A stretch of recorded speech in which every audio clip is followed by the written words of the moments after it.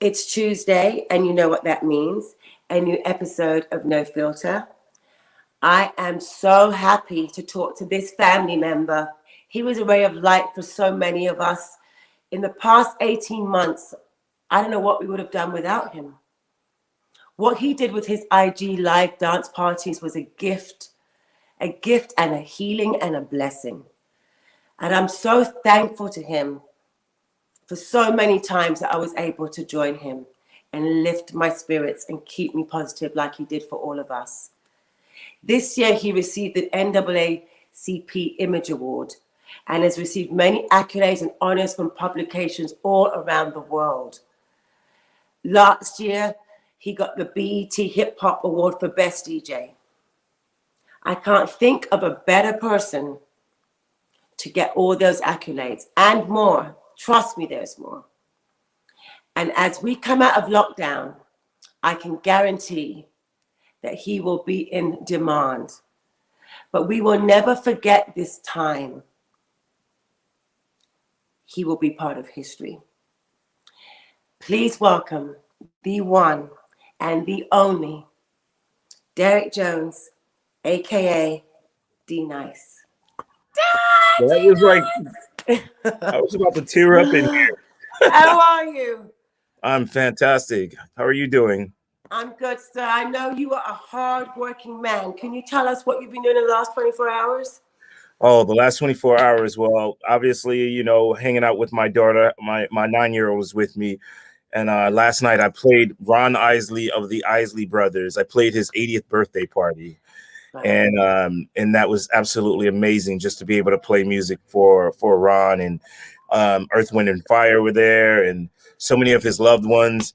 And then that ended. Nice. Yeah, that and me. And then that ended at like 12:30 a.m. And then I had a 4 a.m.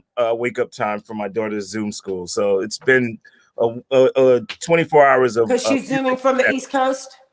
Yes, this is her last. She lives here now, but this is her last 2 weeks of school because she was going to school on the East Coast. Right. You are a wonderful father and a wonderful friend. You have, D-Nice, really saved us. Wow. I remember, well, first of all, let's start from the beginning. Where did we first meet? Do you remember? I remember you had a book release party. And where? In Los Angeles or New York? In New York. Yes, I did. At this club. It was at a hotel, but like in the ballroom of a hotel. Yes. And I attended with Dave. And that was my first time meeting you. I remember that party. It was the 2015. Yes. And then it's like from that point, it was like I always saw you everywhere. From Dave party, Ohio to the White House. And oh, that was wonderful. I loved our trip in Ohio. Ohio was fun. Yellow Springs. I loved being that whole weekend was magical. It was. It really was. And it was so beautiful about that weekend. And I tell people this all the time about you. You know, like, I know you're interviewing me, but I do want to say this to you because it's important. What happened with me this last year would not have happened without you. And it's not about being on IG. This is about someone that you heard me play in Ohio. And in Ohio, I just felt free because I knew it wasn't like my thing. It was Dave's thing, and I just played music. And normally when I'm, performing somewhere, I try to stay specific with a particular genre, depending on where I'm playing. Yeah. But when we are all in the White House, you gave me this level of freedom. You talked to me. You told me I wasn't truly being myself. And you're like, what are you doing, D? I was like, Naomi, people are dancing. You're like, no, but you're not being yourself. Play the way you played at Dave's. And I never forgot that. So when this thing happened with Club Quarantine, I felt that type of freedom because of that conversation. Like I learned throughout the years to just be who I am. And this whole CQ moment gave me a chance to really share music the way that I hear it with the world, and there's no specific genre. I just love music. You love music. Play music. And it's so I always tell people like a lot of this had, everything to do with you, like. Oh, bless you. Yeah. That's just an honor. But I know that your range, you are an encyclopedia of music, and it's like you just go all over the place. Hip hop, rock, classic, reggae, Afro beats, it's soul, it's R&B, it's jazz, blues, you know it all. You really are a connoisseur of music. I love it. Honestly, I love it. It's the way I grew up listening to music. You know, when in the 80s, if you were in love with like R&B music and you wanted to see the Run DMC video or the Michael Jackson video on MTV, like you had to literally sit through all of the music to wait for that one video. It's true. So I grew up, you know, loving Level 42 because I watched Level 42. I can't believe you said that. You know what I mean? Like, yeah. Talking Heads, and then Talking Heads, once in a lifetime. Yes. You know, like, so it's like Human League to everything. So so music just has no boundaries for me. It's like it's all about the rhythm, and when I get to play that way and people respond to it, it's this level of freedom that I feel. So I'm forever grateful. It just takes us on a journey. You take us on a journey, and I remember last March, Chris Chambers, my publicist, saying D-Nice is on. It was the second day that you went on, right? CQ. I went on, so there was about 200 of us. Yes. And my whole thing was how do I connect then this onto the speaker, because I don't want my phone to interrupt when you're playing. I just want it to flow. So I'm like, okay, so I'm one of those old-fashioned people that still has the iPod just with the music on it, so I don't have any interruptions. So I'm now going to think about putting Instagram on the iPod to connect it to the speaker so I can hear you uninterrupted, right? So then phone separate, everything separate. Figured it out. That was the second day of you doing CQ. By that weekend, yes. Oh my God. By that weekend, that Saturday, it just went boom. I mean, D-Nice, Bernie Sanders, Michelle Obama, Oprah, Biden. I was like, then I called my girl. I'm like, Adele, you need to come on. It was just like, it was amazing. I mean, it was like a wildfire just took over. You know what I mean? It really was. It was. I was a bit overwhelmed, but also what happened with that was the reason why they came in there was because I have relationships with them. You know, exactly. You've been at it. People don't realize with you that you have been behind the scenes for so so long. This was your time. It was your time. You have stood and supported and been part of MC Light, Queen Latifah. People just don't know. Yes, they don't know. And can you just explain to us and give us a backstory about that? So a lot of it, I try explaining to like younger DJs when they ask, like, hey, well, how did that happen? How did so many people know to go into your IG? And I try to explain to them it's 36 years of being in this business and 36 years of just being nice to people. You know, that's why they were there. You know, had I been like this terrible person, no one would have celebrated the way that they did. It was because I've been in this business and I've done things for so many people. Yes, you know, you have. Dave Chappelle is my guy. I've never charged Dave to DJ. Never.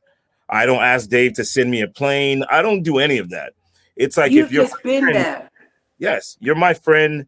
If you were there for me when I won my CFDA award. You came absolutely. There. Yeah, I remember that.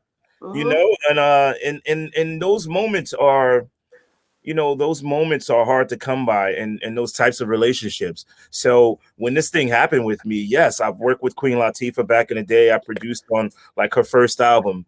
I've worked at MC Light on one of the biggest hip hop songs that came out in the 80s, one of the biggest hip hop collective songs called Self Destruction. So MC Light was in there and Public Enemy. Like I've worked with all of them. So that's what was the name of the company that you were with back in the day? Well, I was signed to Jive Records. Jive Records, and they started in London. That's right. Yep, started in London. So you know, I was in London doing my first album like in the 80s. And I was a part of a group called Boogie Down Productions, BDP, with another rapper named Paris One. And, you know, we came out mid 80s. So I've been around, involved in music since 1986. So what's happening with me? We started at the same time. Yes, we did. Yeah. What happened with me, to this day isn't something that typically happens to someone that has been in hip hop as long as I have, unless you're LL Cool J, unless you're Queen Latifah or Ice Cube or Will Smith, who all pivoted into filmmaking. There is no one that's been in here this long that was just involved in music since the mid 80s that's still here doing it. Just to being relevant since the 80s isn't something that typically happens in hip hop culture. So the fact that I'm here decades later, I'm more popular now by doing something that just felt really good to me, being of service to people. You stuck to your integrity. Yes. Stuck to your integrity. But what people do not know about you is you also were a photographer before all of this, no? So it started, my love of photography started in the 90s. We were doing a photo shoot with like almost every rapper, and there was like this old jazz poster called The Great Day in Harlem. So one of the magazines recreated that with all of the hip hop artists. So it was like the new version of A Great Day in Harlem. But the photographer was none other than the legendary Gordon Parks. Oh, wow. So when I watched Gordon photograph us, there was this feeling, because at that point I was out of music. I wasn't DJing, I wasn't rapping anymore. And to see a man, I believe he passed in his 90s. So at that time he was probably early, mid to early 80s, probably early 80s. To see someone at that age still love what he did, it made me fall in love with photography and also just wanting to document our culture. So I've shot album covers from everyone from Carl Thomas to Talib Kweli to I've shot Reebok campaigns and, campaigns for Hennessy and Grey Goose and Nike. But the one thing that took me away from photography was I did America's Next Top Model. And that was the one thing where I was like, all right, this isn't for me, because it's with what you do. It's so... Why did you say that? What made you come to that conclusion? Because it's just a lot of work, a lot of people. Because we don't keep still? Yeah, it was too much. I was like, all right, this, when I work on America's Next Top Model, it was just like so many people, so many models, and I love the images, but it took so much time, especially with the editing, and I was still DJing. And plus, when you're in a competition, it's a faster time constraint. They need it now. Yeah. They need it now. And I was like, all right, cool. I don't work that quickly, but the experience was great, and the images were fantastic, and I loved it. But music was my calling. So now I just do more, kind of like documentary style photography for my coffee table book that I've been working. I saw beautiful pictures that where were you in Mangiri? Oh my gosh, Mangiri was everything. It looked beautiful. I've never been, but it looked beautiful. It was pictures everything that you put out, the colors, the light. Yes, it was one of my favorite trips, and I went there alone.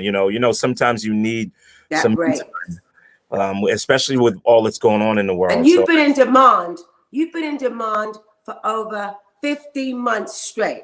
Yes. So you need that. We can allow you to have those few days to yourself. But tell me something. You know what you really love the colors too? Petra?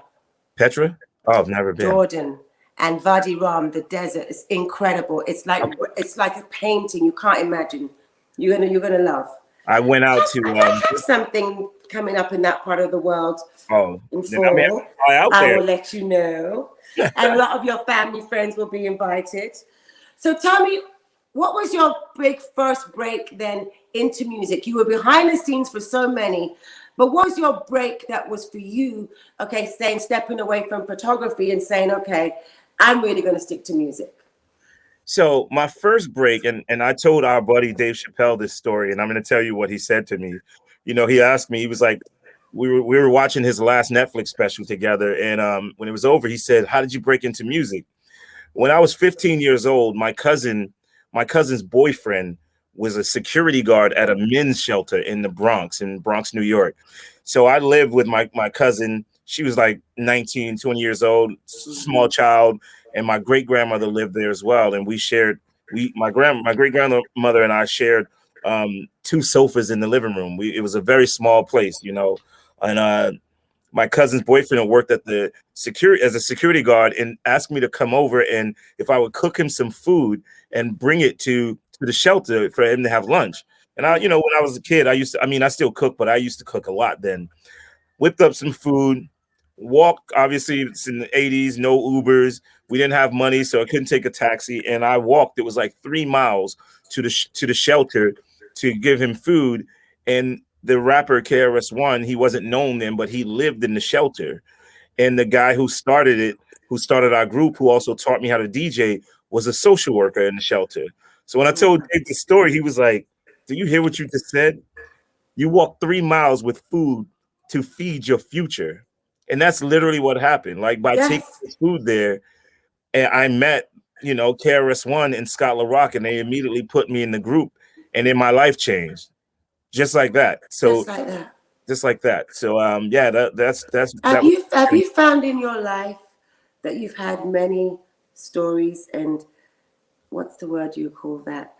Not stories, but being in sync with certain things in timing of meeting people. For sure. I feel like everything in my life has been divine, has been truly divine, because I kind of walked into all of these opportunities just by being kind to people. Mm-hmm. That was an act of kindness to take food to someone, to walk with the food. It was an act of kindness to produce the music, knowing that I wasn't getting any credit. And I was cool with that because I just felt like you had to pay your dues. You had to learn this stuff. And, even with what happened with me with CQ, like people, even though I called a lot of people to come that big night, people like yourself called your friends. We all just want to support. Everyone was more than that, it was just a relief to be dancing in the kitchen with your slippers and just like, as serious and as tragic as it has been to lose as many lives as we have lost to this virus worldwide. There was some hope. You gave us that hope. You gave us that, okay, I'm here alone, but I'm not alone. Yes. I can dance in my kitchen that I probably never danced in ever because I've never had time because I'm too busy. Yes. So I can get to wear out my floorboards. Yeah, those things are actually just really simple things, but things that probably I needed to go through, that's for sure. What's interesting about that was that I could have gone to see my daughter. I've done well. We've done well. We could have traveled if we wanted to. And we could have figured out whether it was public travel or private travel. If you wanted to be with your family, we could have done it. When I saw what was happening, I understood immediately how important it was to stay still. I felt that, I felt like, no, you couldn't desert us. No, but I also, even before it blew up, I had this feeling that this was just different. That's why you've never seen me put liquor bottles or anything. I wasn't branding it that way. And when people called to ask me to do these things, I didn't do it. I didn't take any money because I felt like this was something special. And Can I ask you something? What was it like when, that picture of you and you're like this, when you saw that go around the world and back, what did you feel? I felt like I was a bit overwhelmed. I teared up, when I looked back and I saw all of the people tagging and it was that moment. And I remember that moment. I asked people, I was pointing to it. I was like, please, someone get this shot. I remember that moment. And that moment was, you didn't stop. I remember we were like, when's he going to go to the bathroom? When's he going to, you didn't stop. No. And you honored everyone. And then as anniversaries came up for Prince, for people, Michael, that we've lost, Janet's back. When Janet came on, it's really been a phenomenal. It could never happen again. You know that. Oh, this is it. That was to you. You were the chosen one. This was it. This was definitely for me. And it was. What was it like when Michelle Obama asked you to come on to encourage for the voting? What was that like? So I've worked with the Obamas for a number of years, and even during the last campaign,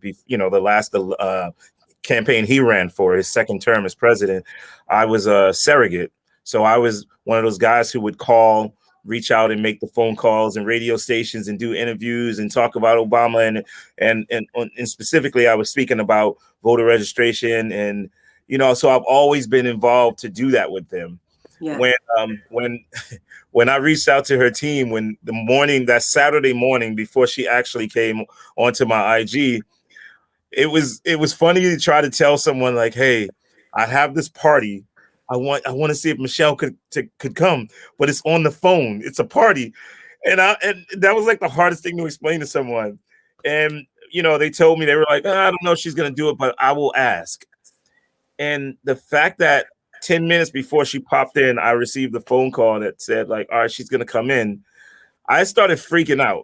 I freaked out because listen, no matter what, she's Michelle Obama, Yeah. Michelle Obama is coming to something that I was throwing, that I was doing, and she was taking time out of her day to come in and participate. That was one of the. That goes back to what you say. Yes. You've been there. Yes. And you're a loyal Gemini, folks. Come on now. D-Nice is a loyal Gemini. We're Gemini. It's Gemini season, by the way. It is Gemini season. When they reached out and said, hey, Michelle would like to come on your IG and do get people registered to vote.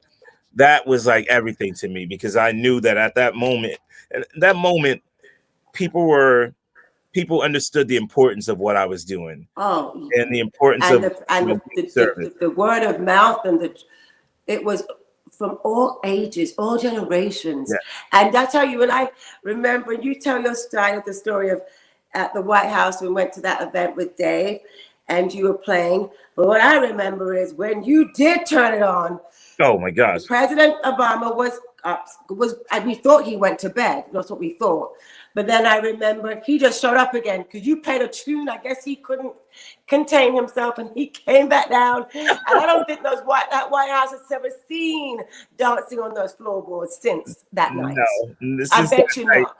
Since that night, and I'm telling you what you said to me. And the crazy part, I'm going to be so honest with you. When you said what you said, I was looking at you, and I was mad. I was like, why is she telling me how to DJ? I'm not telling you how to model. I'm telling you how to DJ. So I went and threw on the hardest hip hop song, just because I was like, I don't know, she doesn't know what she's talking about. Yes. I'm just gonna put something hard on, and I put on a song called "Annie Up" with like Busta Rhymes and a MOP. And you could feel it vibrating in there, and everyone went crazy. The whole floor, it really was. It was what a memory for me. Yes. Never gonna forget that. When there's a picture of all of us, I think that Carla Sims took of all of us. Remember? Yes. I couldn't believe it. And I have to say, you were right. I was like, oh my God. I was just like, I want to die, because I wanted to just be in that same bubble and flow that I was in Ohio. And you put me in there. And it takes a lot for me to get in there. But once I'm in it, I don't want to get out of that bubble. And I wanted that again. So, man, we turned that White House out. Now, I also heard that you discovered Kid Rock. Yes. So back in the late 80s, he came to a show, gave me his demo, and then I took it over to the record company that we were signed to Jive Records. And then I ended up working on like 2 songs on his first album.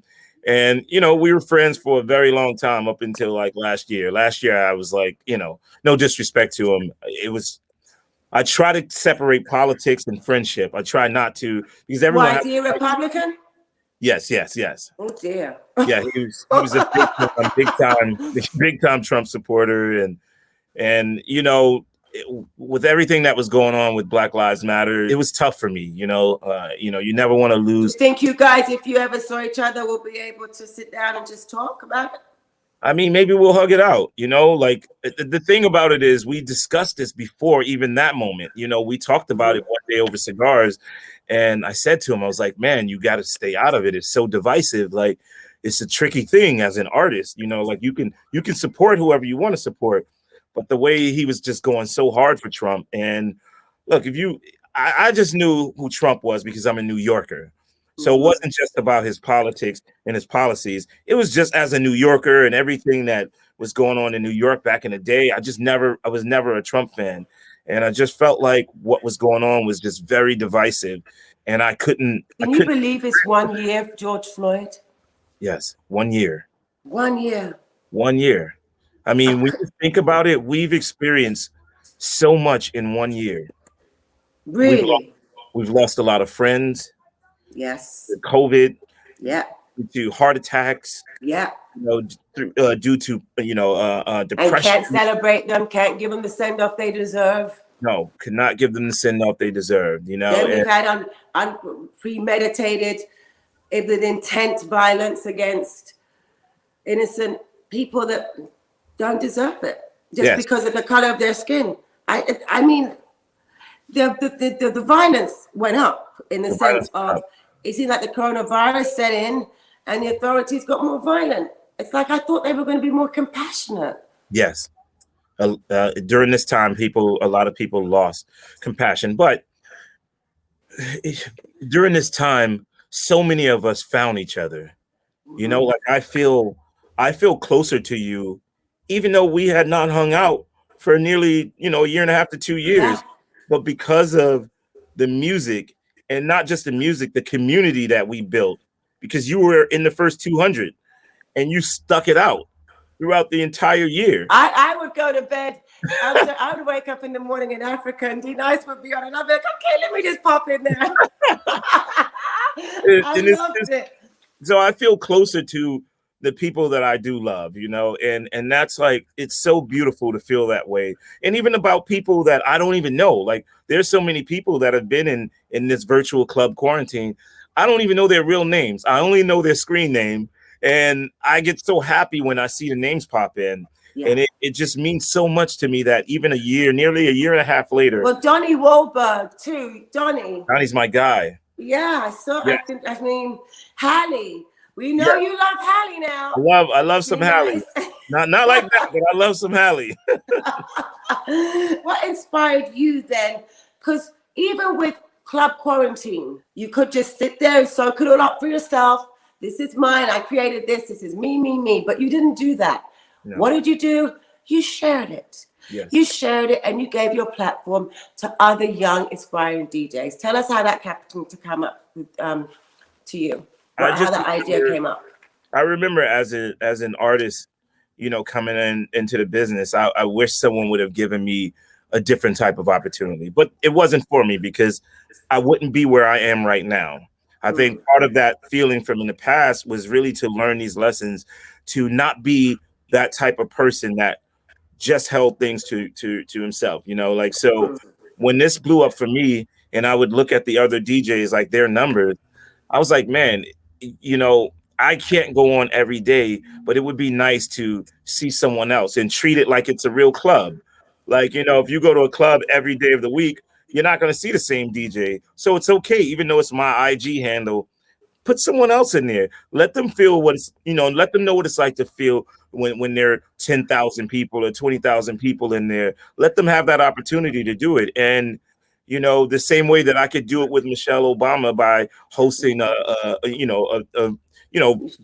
voter registration, I can do the same thing with someone that's not Michelle Obama, someone that's trying to get in there. Maybe that person will become a Michelle Obama.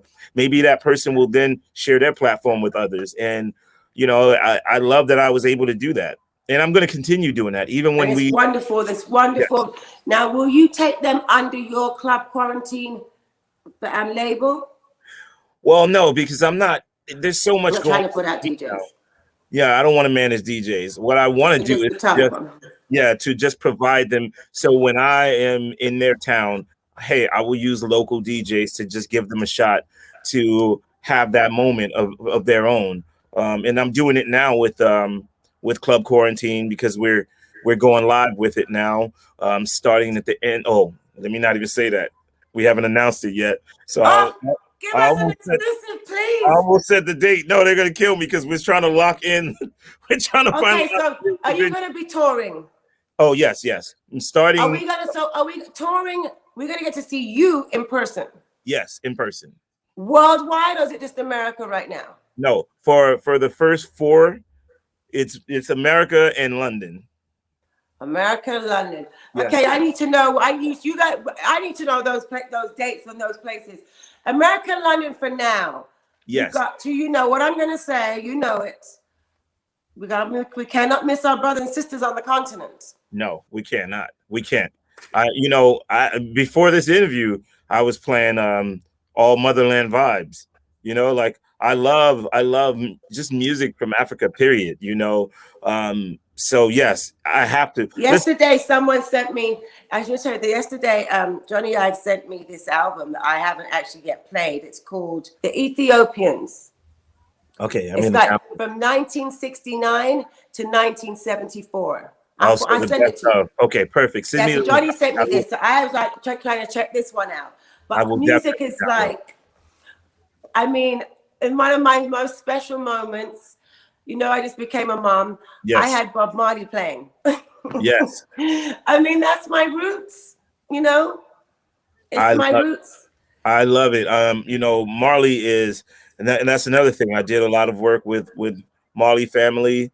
You know, we've had a lot of things happen on Club Quarantine. You know, one day I started playing like Bob Marley, and I was only playing Bob Marley, and then all of a sudden Ziggy was in there, and Rohan was in there, and like, you know, Damian Marley was in there. It was just mind blowing to me that people just find ways to just come and hear the music, and it's never one specific thing. It's never just me playing Mary J. Blige all day. It's everything. It's everything, but the world is listening. That's what I'm saying. The world is your oyster.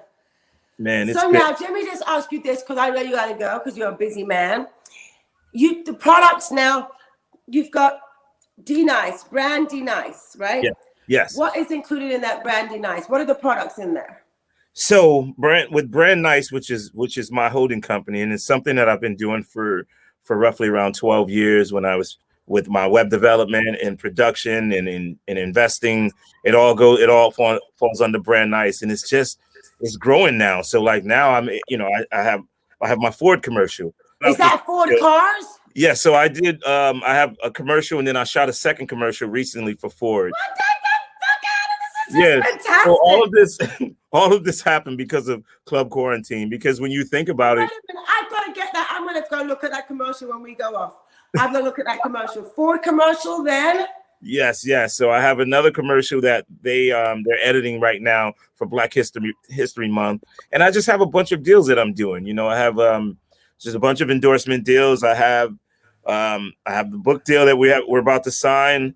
This is fantastic. Brand Nice. Can I say to you this? Company. You are ready. Yes. You've been ready. I've been ready. You had gone through putting your stuff in your order. You were ready. Yes. It was your time. This is meant to be.